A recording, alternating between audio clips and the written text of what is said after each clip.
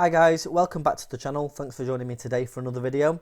So recently I did a short documentary on Dolphin Telecom.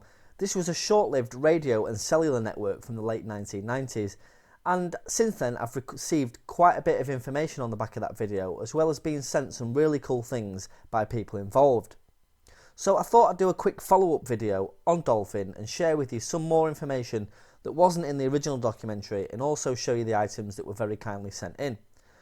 I won't go through the history of Dolphin because it's in the original video, which is in the description below, so make sure you check that out.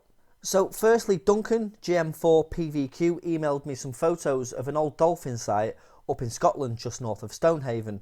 He tells me there's another site near Forfar as well, which he's going to try and get to in the coming days. The Dolphin equipment has long since been replaced with more modern cellular panel antennas, but there's a nice sign on the fence warning of the dangers of getting close to these transmitters. So Duncan, thanks for sending in those photos. Secondly is a couple of awesome pieces of stationery from the era. Firstly is a metal business card holder, which is actually brand new and has never been used, and its condition, as you can see, is immaculate for its age, and it was very kindly sent to me by John. I emailed him to ask if there was somewhere I could get one of these from, and he told me it was already in the post to me, so thank you so much. He also sent me two really nice Dolphin pens, which I'd never actually seen before, as well as a lot of other pens from a career in the communications industry, including this really nice Motorola 75 pen. Out of the 20 odd that he sent, two others caught my eye straight away, and they are these Radio Communications Agency pens. The Radio Communications Agency, or the RA, was the predecessor to Ofcom, who took over the RA in the early 2000s. And they featured heavily on TV in the early, mid and late 1990s on the war on pirate radio. John also very kindly sent me an information booklet from around 2012 on Tetra as well, so John, thanks very much. I also had a message from Duncan Hawkins. He said that the catalyst in Dolphin's downfall was based on the network being Europe-wide roaming.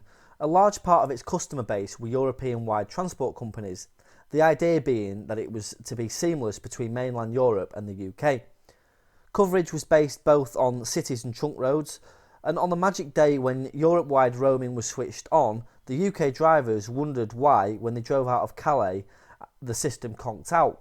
It turned out that a bright spark had all the base stations running on the standard frequency split pairs in Europe, but in the UK, the transmit and receive frequencies were reversed, making it impossible for UK equipment to work in Europe, and of course European equipment would not work in the UK. So that's quite interesting, considering Dolphin in the UK and Europe were the same company. Some more Dolphin infrastructure can be seen here at Kilmington radio site in Wiltshire, as well as a couple of 4-stack dipole arrays in Skipton in Yorkshire.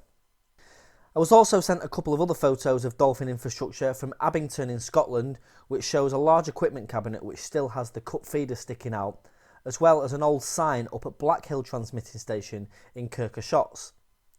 And finally, a cabinet labelled Dolphin at Over Norton transmitter site near Banbury in Oxfordshire.